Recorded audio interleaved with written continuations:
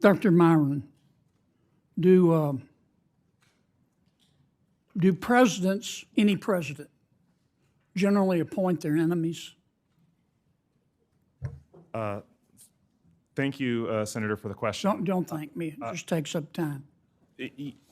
I believe that when they nominate them, Do they generally appoint their enemies? they don't believe they are when they're when they're making. Do presidents, any president, generally appoint people that they agree with on social and economic policy?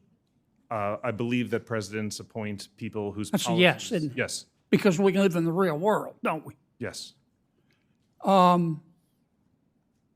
Are you personally responsible for everything President Trump says?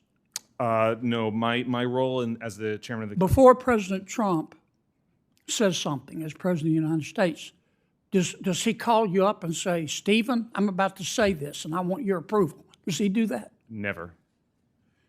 And after the president says something, does he call you up and say, Stephen, was that okay? Are you okay with this?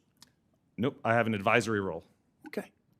Now, sometimes intelligent adults, reasonable people disagree. Is that true? Very often. Is it part of your job description when you disagree with something the president says to call a press conference and say, he's wrong about this and let me explain to you why? Is that part of your job description? Not as CH. Is that part of the job description of any aide that you know of to President Biden?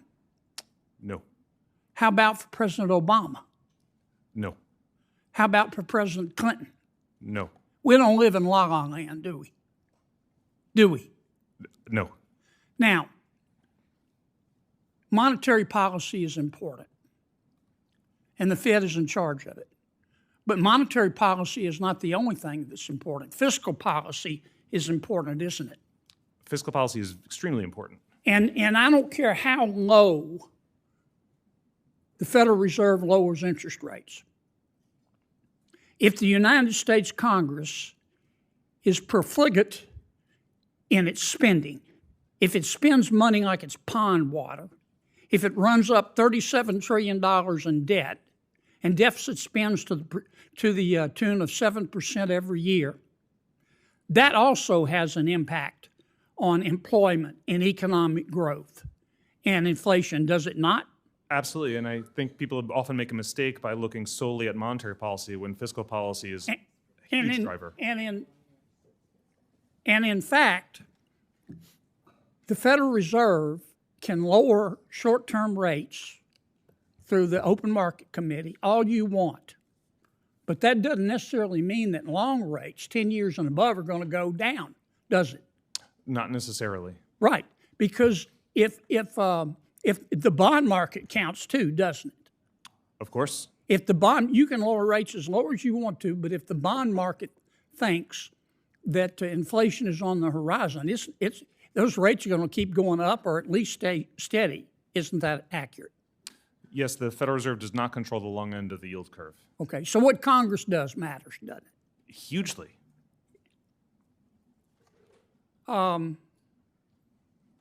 My good friend Senator Warren says, you're Donald Trump's puppet. Are you Donald Trump's puppet? Not at all. I'm very independently minded, as shown by my willingness to stray from consensus and have out-of-consensus views, and I believe that, I will continue to be as independent, in my thinking process, if confirmed. We're going to hold you to that, Governor, future Governor. You need to call them like you see them.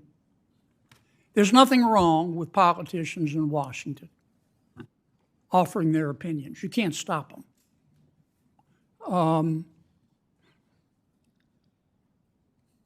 But we need a monetary plan that was put together by something other than vodka and darts. And that's what we had the Federal Reserve for. Now, you're going to get a lot of advice from politicians. I'm not saying they're always wrong. Even a blind chicken finds a mealworm now and then. But you've got to call them like you see them. And ignore, nothing wrong with people giving their advice, but ignore all the rhetoric from all politicians. Will you give me that commitment? I do commit to that. Thank you. Thank you, Mr. Chairman.